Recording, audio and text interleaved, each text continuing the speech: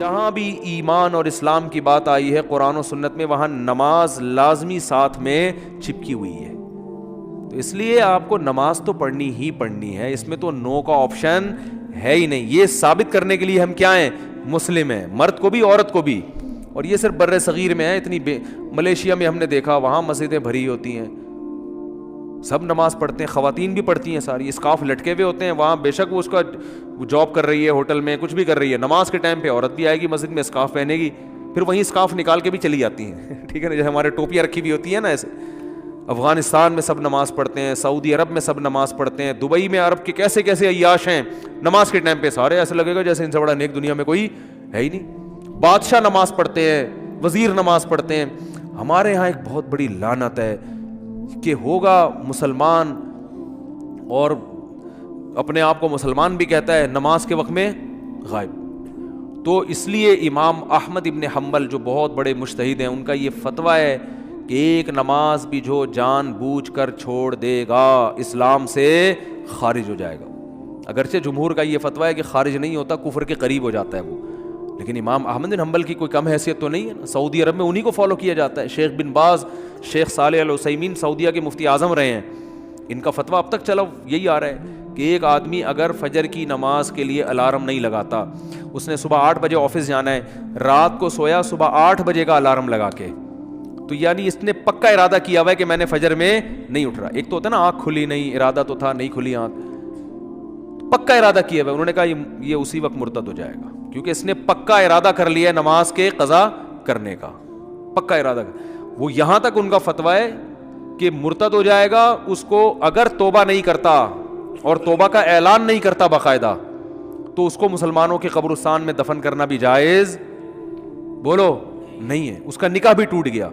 اگرچہ جمہور اس کو نہیں مانتے، لیکن امام احمد بن حنبل کی بھی تو ایک بڑی ویلیو ہے نا، اور عبداللہ بن مسعود کی بھی کم ویلیو نہیں ہے. وہ فرماتے ہیں ہم نبی کے دور میں کسی بھی جرم کو یہ نہیں سمجھتے تھے کہ انسان کافر ہو جاتا ہے، نماز کو ہم یہ سمجھتے تھے کہ کوئی چھوڑ دے تو اسلام سے خارج ہو جاتا. تو اس لیے عرب میں شراب پینے والا بھی نماز پڑھتا ہے، کیونکہ مسلمان میں بہرحال کچھ بھی ہو اسلام کا نام اپنے آپ سے ہٹانا پسند نہیں کرتا. اور آج ہم نے دیکھا ہے مسجدوں کے 7 گھر ہیں نماز کے لیے نہیں آ رہے، اور سفر میں تو نمازیوں کو دیکھا ہے نمازیں چھوڑتے ہوئے. ذرا آج کل پیپر ہے تو یہ چھوڑ دو نماز. بھائی پیپر میں نماز چھوڑنا کہاں سے جائز ہو گیا؟ جاب میں باس کی طرف سے اجازت نہیں ہے، اجازت نہیں ہے آپ چھپ کے نماز پڑھیں، آپ کہیں کرسیوں کے پیچھے چھپ جائیں، کہیں بھی کریں. میں تو یہاں تک میں نے لوگوں کو مشورہ دیا، بعض جو غیر مسلم کنٹریز میں لوگ وہ کر رہے ہیں نا، جاب کر رہے ہیں باس کی طرف سے بعض جگہوں میں، ورنہ وہاں پرمیشن ہوتی ہے، اجازت نہیں ہے، تو میں ان سے کہتا ہوں بھائی کہیں بھی چھپ کے چلے جاؤ، کچھ بھی کرو، اگر نہیں پرمیشن ملتی چھپ کے بھی نہیں پڑھ سکتے تو جاب چھوڑ دو. بس جاب کیا کرو؟ چھوڑ دو. جاب نہیں، پھر جاب جائز نہیں آپ کے لیے. فرض نماز تو پڑھنی پڑے گی، آپ جاب ہی نہیں کر سکتے. آپ کہیں بھی جاؤ، کہتے ہیں کہاں جا کے، میں بھائی واش روم میں پڑھ لو، واش روم میں پڑھ لو. واش روم کا مطلب یہ نہیں کہ وہ فلش کے اوپر، وہ تو جگہ کا پاک ہونا ضروری ہے نا. انتہائی آخری درجہ یہ ہے کوئی مصلی رکھو اپنے ساتھ تاکہ جگہ پاک ہو. یہ ایسا نہیں کہ واش روم میں نماز پڑھنا شروع کر دیں، حرام ہے، ناجائز ہے واش روم میں نماز پڑھنا. لیکن اگر کوئی صورت نہیں بنتی، کچھ بھی نہیں ہے، جائے نماز لے جاؤ بھائی چھپ کے، جہاں نہاتے ہیں نا جس جگہ پہ، اس جگہ مصلی بچھا کے نماز پڑھ لو. ٹرینوں میں نماز نہیں چھوڑ سکتے آپ. میں تو کوئی زیادہ نیک آدمی نہیں ہوں، لیکن 1-2 واقعات میں لوگوں کو صرف موٹیویٹ کرنے کے لیے. ایک دفعہ ہم بھاولپور سے چڑھے ٹرین میں. جب میں ٹرین میں چڑھا ہوں بھاولپور سے، تو فجر کی نماز کا ٹائم ہو رہا تھا، اور رش اتنا تھا. حاجیوں کی اس وقت فلائٹیں بہت جا رہی تھی، کراچی سے ہی جاتی تھیں، ملتان کا ایئرپورٹ نہیں بنا تھا اس وقت. تو اتنا رش تھا کہ جیسے ہی ہم ٹرین میں چڑھے ہیں تو اب پتہ چل گیا کہ بس ایسے بالکل سیدھے، جگہ ہی نہیں، رش اتنا زیادہ. اب فجر کی نماز وضو میں نے پہلے کر لیا تھا احتیاطاً، تو اب وہاں میں نے کہا بھائی نماز پڑھنی ہے. لوگوں نے کہا یہاں جگہ نظر آ رہی ہے صوفی صاحب. لوگ پھر تانے دینا شروع کر دیا، بھائی صوفی نظر نہیں آ رہا ہے، یہاں کوئی نماز پڑھے گا، پاگل ہو رہا ہے. اچھا سفر میں لوگوں نے کہا بھائی سفر میں معاف ہے، بعد میں توبہ کر لینا، قضا پڑھ لینا. یہ بڑے اچھے الفاظ ہوتے ہیں لوگوں کے نا، یعنی ان کی نظر میں کہ توبہ کر لینا. بھائی توبہ تو کہاں سے؟ اگر ایسا ہی ہوتا تو اللہ کہتے ہیں نماز پڑھ لو، نہیں پڑھتے تو توبہ کر لینا. پڑھنی ہے، قضا نہیں کرنی ہے. ان الصلاۃ کانت علی المؤمنین کتابا موقوتا. اگر نماز چھوڑنے کی میرے بھائی کہیں گنجائش ہوتی تو میدان جنگ میں لڑتے ہوئے جب گولوں کی گھن گرج اور تلواروں کی چمک ہو اس میں اللہ اجازت دے دے گا قضا کر لو.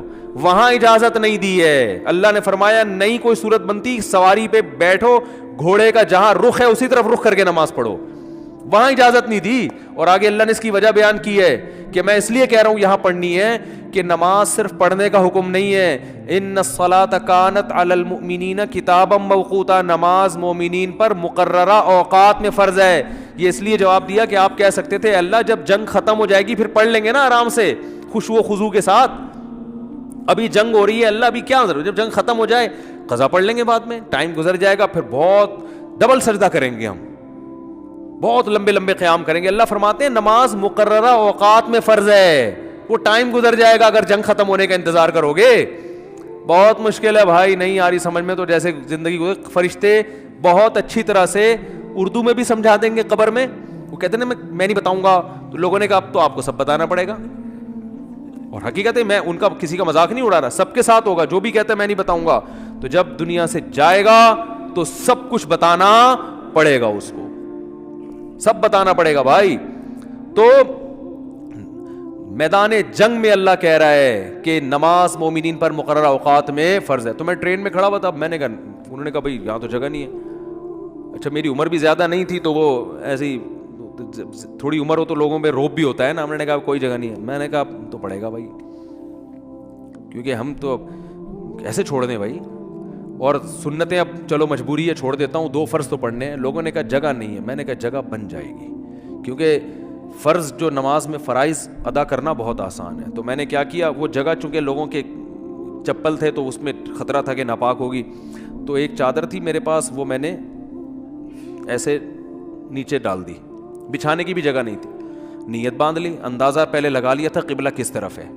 نہیں تو آپ آج کل تو موبائل پر ایسی ایپس آ رہی ہیں, اس سے فوراً پتہ چل جاتا ہے قبلہ کس طرف ہے. اندازہ تھا مجھے, رخ کیا ہم نے. اب یوں کرنے میں تو کوئی نہیں رکاوٹ ڈالتا نا, یوں کرو, نیت باندھ لو بھائی. اگر ہاتھ اٹھانے کی بھی جگہ نہیں ہے تو ہاتھ نہ اٹھاؤ, یہ رفع الیدین تو کوئی واجب نہیں ہے. اللہ اکبر کہہ لو اور نیت باندھ لو. ہاتھ باندھنے کی جگہ نہیں, ہاتھ چھوڑ کے کھڑے ہو جاؤ بھائی. سورہ فاتحہ پڑھی, سورت ملائی. رکوع میں جب آپ رکوع کریں گے تو میں سوچتا تھا W11 کتنی بھی بھری ہوئی ہو, کنڈکٹر جب ایک دروازے سے چڑھ کے دوسرے دروازے پہ کرایہ لے کے نکل سکتا ہے تو ہم اتنے رش میں صرف ایک رکوع کی جگہ ہمیں کیوں نہیں بن سکتی. تو رکوع ہم نے کیا, جھکنا ہے نا رکوع میں, بس جھک جاؤ, بس لوگ خود بخود سائڈ پہ ہو جاتے ہیں بھائی. اس کے بعد آپ جب سجدہ کرو تو سجدہ نام ہے, ویسے تو پراپر سجدہ کرنا چاہیے. جگہ نہیں ہے تو بھائی ماتھا کسی طرح زمین پہ ٹکانا ہے, آپ ماتھا زمین پہ ٹکا دیا جا کے. تو 2 رکعت تمیز سے الحمدللہ پڑھ لی, کھڑا ہو گیا میں. پھر لوگوں نے کہا یار یہ, میں نے کہا ہو گئی, بس 2 فرض پڑھنے تھے, ہو گئے, ایسی کی تیسی, جو مرضی کرنا ہے, جو اکھاڑنا ہے اکھاڑ لو. صحیح ہے نا, کیونکہ تمہیں تو خود چاہیے جگہ دو نا.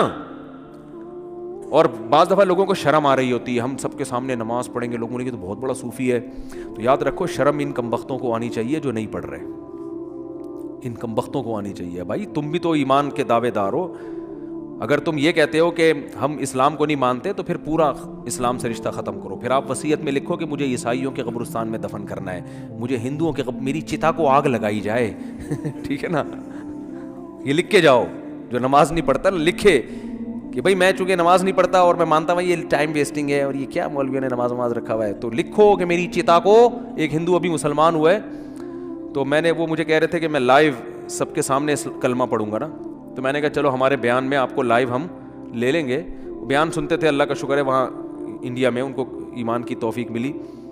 تو ہندو ہونے کے باوجود میرے بیان بڑے شوق سے سن رہے تھے, کہہ رہے ہیں سنتے سنتے میرا دل کیا کہ میں مسلمان ہو جاؤں, اللہ تعالیٰ قائم رکھے. تو میں نے کہا لوگوں کو موٹیویشن ملے گی, تو انہوں نے کہا میں سب کے سامنے. پھر مجھے خیال آیا بھائی اتوار میں تو ٹائم ابھی ہے, زندگی کا کوئی بھروسہ نہیں ہے. میں نے کہا اگر آپ اس سے پہلے مر گئے, انہوں نے کہا بات تو ٹھیک ہے. میں نے کہا پھر فون پہ ہی کلمہ پڑھو.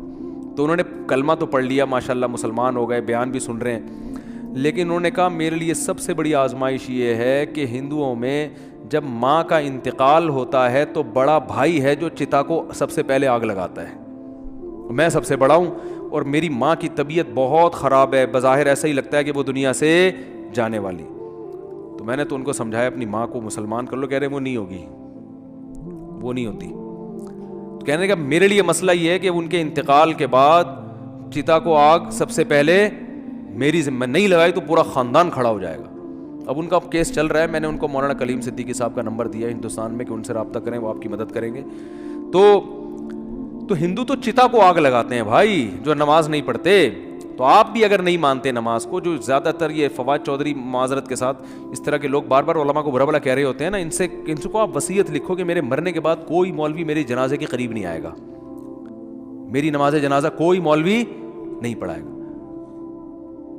تو یہ سب پھر مولوی سے اگر آپ نے دستبرداری کا اعلان کرنا ہے تو پھر پورا مولوی لیس ہو جاؤ آپ, صحیح ہے نا.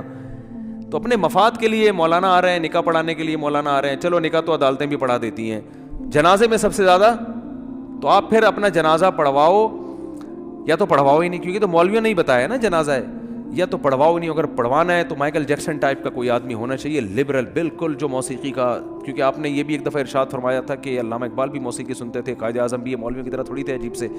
تو پھر کوئی ایسا ہی گلوکار ملک کا جو سب سے بڑا ڈانسر ہو, وہ آپ کا نماز جنازہ مٹک مٹک کے پڑھائے. پھر اللہ سے دعا کرو بھائی, نماز سے اللہ ہمارا رشتہ قائم کر دے. تو اذان پر ابھی بیان باقی ہے کہ اتنی اللہ کو یہ عبادت پسند ہے نا کہ پیدا ہوتے ہی اللہ کان میں اذان کہلوا دیتے ہیں. اس کے بعد جو ندائیں صبح فجر میں آواز گونجتی, اللہ اکبر اللہ اکبر, حی علی الصلاۃ, الصلاۃ خیر من النوم, پھر اللہ کہتے ہیں ظہر میں دوبارہ یاد دلاؤ. مؤذن کو کہتے ہیں جا بھائی اسپیکر پہ بٹن آن کر, بولتا رہے بس تو. لوگ کہیں گے کہ یار جب نماز کا ٹائم ظہر کا 1:05 ہے تو بتانے کی ضرورت کیا ہے. اللہ کہتے ہیں ان کی باتوں میں مت آنا. 1:05 ہے تو 1:45 پہ بتا دینا ان کو کہ 15 منٹ رہ گئے, 20 منٹ رہ گئے. فجر کا ٹائم روزانہ اناؤنس ہوتا ہے, آج 6:30 پہ, آج 6:45 پہ اناؤنسمنٹ ہوتی رہے گی. اللہ کہتے ہیں اتنی اناؤنسمنٹ کافی نہیں ہے, ہر دفعہ پوری اذان ہوگی. حی علی الفلاح, آؤ کامیابی کی طرف, آؤ نماز کی طرف. حج میں اعلان نہیں ہوگا, رمضان کا اعلان نہیں ہوگا, اعلان کرنے والوں کو برطرف کر دیا, ہلال کمیٹی سے نکال دیا, ٹھیک ہے نا. نماز کا ہر دفعہ اعلان ہوگا, اور اتنی اذانیں ہوتی ہیں نا پوری دنیا میں کہ 1 سیکنڈ کے لیے بھی دنیا اذان سے خالی نہیں ہوتی, دی جا رہی ہے اس وقت سے. تو یہ اس لیے کہ اللہ کی نظر میں اس کی اہمیت اور ویلیو بہت زیادہ. اللہ کہے گا ابھی اس مؤذن کو کہا صرف ان کو سناؤ, زبردستی کسی کو لے کے نہیں آؤ مسجد میں, ابھی زبردستی کا ٹائم نہیں ہے, ابھی حساب و کتاب کا ٹائم نہیں ہے. تم نے حی علی الصلاح حی علی الفلاح کہہ دیا, اللہ کی کبریائی بیان کر دی, ان کی مرضی آئے نہ آئے. تم گھر تک تھوڑی جاؤ گے بیل بجا کے, بھائی میں نے تمہیں حی علی الصلاح کا, تمہیں سمجھ میں نہیں آیا کیا, انگلش میں بتاؤں میں تمہیں؟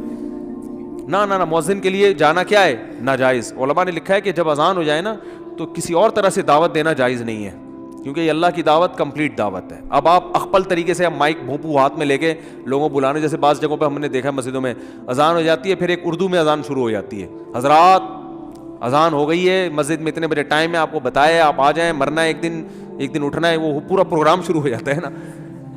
چلو زندگی میں کبھی ایک آدھ دفعہ ہو جائے تو ایک الگ بات ہے, لیکن مستقل بنیادوں پہ بھی بعض مسجدوں میں ہو رہا ہے.